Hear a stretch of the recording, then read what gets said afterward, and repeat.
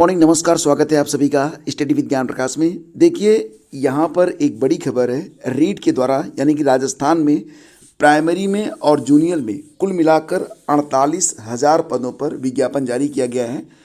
तो यहाँ पर जो एस्पिरेंट सीटीटी परीक्षा पास हैं, क्या वो लोग राजस्थान की इस शिक्षक भर्ती में पार्टिसिपेट कर पाएंगे? जैसा कि मैंने कल आपको विज्ञापन के बारे में हर बात को बहुत ही बारीकी से समझा दिया था। अभी जो संक्षिप्त विज्ञापन है यही जारी हुआ है और इसमें अगर आप देखेंगे तो कुल जो पद हैं प्राइमरी और जूनियर के मिला के इन पदों की संख्या यहाँ पर 48,000 है, 48,000। ठीक है। और इसमें अगर आप अलग अलग विषयों के लिए मान लेते हैं, जैसे कि अंग्रेजी, हिंदी, विज्ञान, गणित, सामाजिक अध्ययन, संस्कृत, उर्दू, सिंधी, पंजाबी और योग के विषय हैं, तो एक से अधिक विषयों पर अगर आप आवेदन करना चाहते हैं तो आप आवेदन कर सकते हैं और हर स्टेट का जो बच्चा है वो इसमें आवेदन कर सकता है। अच्छा, इसमें आवेदन कब से शुरू हो रहे हैं? तो 21 दिसंबर से इसमें आवेदन जो प्रक्रिया है शुरू हो रही है। कब तक चलेगी? तो ये चलेगी 19 जनवरी तक। ठीक है। और इसी के साथ यहाँ पर ये भी बताया गया है कि यहाँ पर नॉन टीएसपी एरिया और टीएसपी एरिया के बारे में भी बताया गया है। साथ ही साथ परीक्षा का माह और दिनांक भी घोषित कर दिया गया है। 25 फरवरी से लेकर 28 फरवरी तक ये परीक्षाएं होंगी और अभी विज्ञापन जो है जारी किया गया है, शॉर्ट नोटिफिकेशन, विस्तृत विज्ञापन जारी होना अभी शेष है।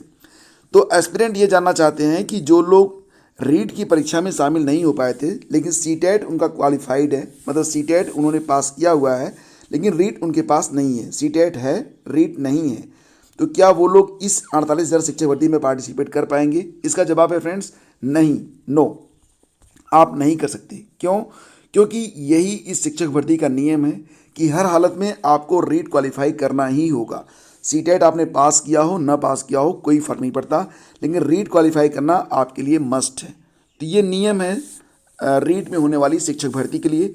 कई एस्पिरेंट थे आप लोगों में से जो कि जानना चाहते थे इस नियम के बारे में कि उन्होंने सीटेट क्वालिफाई किया है लेकिन रीट में वो शामिल नहीं हो पाए थे, तो क्या वो लोग इस भर्ती में एलिजिबल हैं? तो यहाँ पर दुख के साथ कहना पड़ेगा कि नहीं, अगर आपने रीट की परीक्षा क्वालिफाई नहीं की है तो इस शिक्षक भर्ती में आप मतलब अपीयर नहीं हो पाएंगे। वैसे ये जो नोटिफिकेशन है इसके बारे में विस्तृत जानकारी कल की वीडियो में मैंने अपलोड कर दिया था। नोटिफिकेशन आप हमारे टेलीग्राम चैनल स्टडी विद ज्ञान प्रकाश से जाकर भी डाउनलोड कर सकते हैं।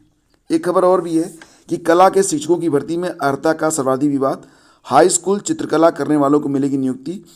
तो टीजीटी कला भर्ती 2016 का बदले का परिणाम, 100 साल पुराने नियम के कारण विवाद। तो यहाँ पर देखो खबर थी कि एडेड कॉलेजों की शिक्षक भर्ती में अर्हता को लेकर सर्वाधिक विवाद है। चयन बोर्ड इंटरमीडिएट शिक्षा अधिनियम 1921 के आधार पर भर्ती करता है, जबकि 100 साल पहले बने एक्ट के तमाम कोर्स वर्तमान में या तो खत्म हो चुके हैं या अपना महत्व ही खो चुके हैं। तो उदाहरण के तौर पर टीजीटी कला विषय की भर्ती के लिए लाहौर के मेयो स्कूल ऑफ आर्ट्स की टीचर सीनियर सर्टिफिकेट परीक्षा अब तक मान्य है, जबकि बीएफए और एमएफए जैसी उच्च उपाधि ग्रहण करने वाले अभ्यर्थियों को बाहर रखा गया है। फिलहाल शिक्षक भर्ती के लिए शासन स्तर से अर्हता का नए सिरे से निर्धारण जो है ये किया जा रहा है। तो यहाँ पर आप खबर देख सकते हैं, सहायता प्राप्त माध्यमिक विद्यालयों में प्रशिक्षित स्नातक यानी कि टीजीटी 2016 के कला विषय की शिक्षक भर्ती का परिणाम बदलेगा और अर्हता को लेकर 30 नवंबर को आए हाई कोर्ट के एक महत्वपूर्ण फैसले से अभ्यर्थियों को राहत मिली है। हाई कोर्ट ने उत्तर प्रदेश माध्यमिक शिक्षा सेवा चयन बोर्ड के उन अभ्यर्थियों को नियुक्ति पत्र जारी करने और साक्षात्कार में शामिल करने का आदेश दिया है जिन्होंने हाई स्कूल में चित्रकला विषय की पढ़ाई तो की थी लेकिन टेक्निकल आर्ट न होने के कारण उन्हें बाहर कर दिया गया था।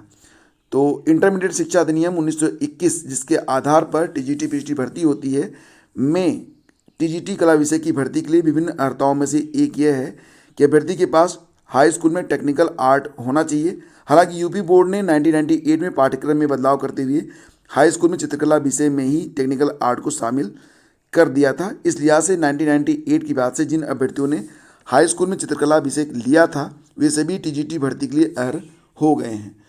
तो ये एक चेंजेज है और इसके बाद अब टीजीटी कला भर्ती 2016 का रिजल्ट बदल जाएगा। और इसी के साथ ये भी खबर है कि घटे पद और बढ़ गई बीएड बेरोजगारों की फौज। यहाँ पर पहले देखते हैं कि एल टिकट पर भी एक अपडेट है। एल टिकट के बारे में यहाँ पर आपको पता ही है कि 5,448 पदों पर अध्याचन मिल चुका है। पुरुष वर्ग के लिए कुल 3,341 पदों पर और महिलाओं के लिए 2,077 पदों पर अध्याचन मिला है। समकक्ष अर्हता पर स्थिति स्पष्ट न होने के कारण भर्ती फंसी हुई है। मतलब अभी जो इसका नोटिफिकेशन है वो जारी नहीं हो पाया है। वैसे फ्रेंड्स नोटिफिकेशन इसका आपको मिलेगा जनवरी लास्ट या फिर फरवरी में, क्योंकि इस पर जो काम कल चल रहा है और यूपीपीएससी ने जो नोटिफिकेशन जारी करने का क्रम रखा है उसमें एलटी ग्रेड कब आएगा। देखो पीसीएसजे का आना था, आ चुका, ठीक है। इसके बाद अब आरओ की वैकेंसी पर काम चल रहा है। देन आफ्टर बीईओ की वैकेंसी आएगी, उसके बाद एलटी ग्रेड का नोटिफिकेशन जारी किया जाएगा। वहीं पर यहाँ पर एक खबर ये भी है कि प्रदेश के अशासकीय सहायता प्राप्त माध्यमिक विद्यालयों में हो या राजकीय माध्यमिक विद्यालय में हर जगह शिक्षकों के पदों की संख्या घट रही है और इन पदों के दावेदार बीएड पास बेरोजगारों की संख्या बढ़ रही है। नई भर्तियां भी फंसी हुई हैं। बेरोजगारों की फौज नौकरी के लिए भटक रही है। प्रदेश के शिक्षण संस्थानों में हर साल 1 लाख से अधिक अभ्यर्थी, मतलब बीएड करने वालों की संख्या और साथ ही साथ सीटेट या फिर यूपी टेट क्वालिफाई करने वालों की संख्या भी लगातार बढ़ रही है। ये मतलब एडमिशन भी हर साल होते हैं और परीक्षाएं भी हर साल होती हैं, लेकिन वैकेंसीज उस रेशियो में नहीं आ पाती है। आप खुद ही समझ सकते हैं कि हर साल तकरीबन 12.5 लाख बीएड डिग्री धारक जो होते हैं वो बन के निकलते हैं। मतलब ऑल ओवर इंडिया की बात कर रहा हूँ मैं। तो उस रेशियो में ऑल ओवर इंडिया में कितनी वैकेंसी जाती हैं, ठीक है। अशासकीय महाविद्यालयों में सहायक अध्यापक टीजीटी और पीजीटी भर्ती 2022 के लिए 13,19,000 अभ्यर्थियों ने आवेदन किया है। टीजीटी के लिए कुल 3,539 पद हैं। अब आप समझ सकते हैं कि कुल मिला के लगभग 4100 पदों पर 13 लाख आवेदन आए हैं। तो कितनी भी मेधा आपके अंदर क्यों ना हो, प्रोबेबिलिटी तो बहुत ही कम हो जाती है। तो पदों की संख्या कम हो रही है, जिसकी वजह से ये अभ्यर्थी फ़िलहाल अब किसी तरीके से अपनी गुजर बसर करने को मजबूर हैं। और एक बड़ी वजह यह भी है कि कुछ वैकेंसीज रहती भी हैं तो वो डिक्लेयर नहीं हो पाती हैं समय से, और हर बार यही होता है। 2013 के विज्ञापन में टीजीटी में 7,147 पद थे और इसमें 8,59,000 आवेदन आए थे। 2016 में 8,663 पद थे, इस पर 9,70,000 आवेदन आए थे। और इस बार आप देख ही रहे हैं कि 4,000 पदों पर लगभग 13.5 लाख, 13.5 लाख नहीं, 13.25 लाख के आसपास, 13,19,000 के आसपास आवेदन आए हुए हैं। तो देखो आईओसीएल की ओर से भी एक वैकेंसी आई है। इसमें कुल 1,760 पद हैं। इसमें अप्रेंटिसशिप के लिए आप आवेदन कर सकते हैं। एलिजिबिलिटी क्या होगी, देखो 18 से 24 साल के बीच में उम्र सीमा हो और उम्मीदवारों के पास आईटीआई होना चाहिए, आईटीआई या ग्रेजुएशन इंजीनियरिंग डिप्लोमा, लेकिन एनसीवीटी और एससीवीटी द्वारा मान्यता प्राप्त संस्थान से अगर आपने ITI course, graduation engineering course, diploma या निर्धारित पात्रता है तो आप इसमें आवेदन कर सकते हैं।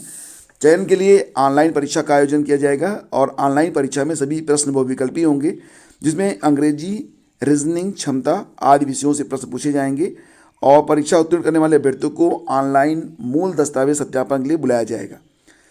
अंतिम तिथि 3 जनवरी 2023 से आवेदन कर सकते हैं www.iocl.com पर जाकर। असिस्टेंट प्रोफेसर का संशोधित परिणाम जारी कर दिया गया है। इसके बारे में कल मैंने आपको सूचित किया था कि असिस्टेंट प्रोफेसर में विधि का जो एक सब्जेक्ट था विधि, उसमें जो रिजल्ट था उसको संशोधित किया जाना था। फिलहाल अब जो है यूपीएचसी ने अशासकीय सहायता प्राप्त महाविद्यालयों में विज्ञापन संख्या 50 के तहत जो विधि के 41 पद हैं उस पर लिखित परीक्षा का जो संशोधित परिणाम है बुधवार को जारी कर दिया है। सफल घोषित किए गए अभ्यर्थियों का इंटरव्यू 4 और 5 जनवरी को कराया जाएगा। तो इसके पूर्व आयोग ने लिखित परीक्षा में 142 अभ्यर्थियों को इंटरव्यू के लिए सफल घोषित किया था, लेकिन प्रश्नों के विवाद को लेकर भर्ती फंस गई थी। हाई कोर्ट के आदेश पर आयोग को लिखित परीक्षा का परिणाम रिवाइज करना पड़ा। इस बार 150 अभ्यर्थियों को इंटरव्यू के लिए सफल घोषित किया गया है। मतलब संख्या जो है वो बढ़ गई है। 8 नए अभ्यर्थी भी अब इस लिस्ट में शामिल हो गए हैं। अगर अभ्यर्थी जो है अपना साक्षात्कार पत्र जो है uphesk2021.co.in से 17 दिसंबर की दोपहर से डाउनलोड कर पाएंगे, ठीक है। और बाकी तो आप देख ही रहे हैं यहाँ पर कि डॉक्टर शिव जी को यूपीएचसी के सचिव का प्रभार मिल गया है। यूपीएचसी के सचिव बन गए हैं डॉक्टर शिव जी। और एसएससी की ओर से भारतीय विज्ञान विभाग में साइंटिफिक असिस्टेंट भर्ती परीक्षा 2022 में पहले दिन मध्य क्षेत्र में आधे से अधिक अभ्यर्थियों ने परीक्षा को छोड़ दिया है। और कोस्ट गार्ड में असिस्टेंट कमांडेंट बने हैं अनुज ओझा। ये सब खबरें आज के अखबारों में हैं। और ड्राइविंग लाइसेंस नवीनीकरण को करना होगा रिफ्रेशर कोर्स, तो 10 घंटे का रिफ्रेशर कोर्स 1,000 होगी फीस।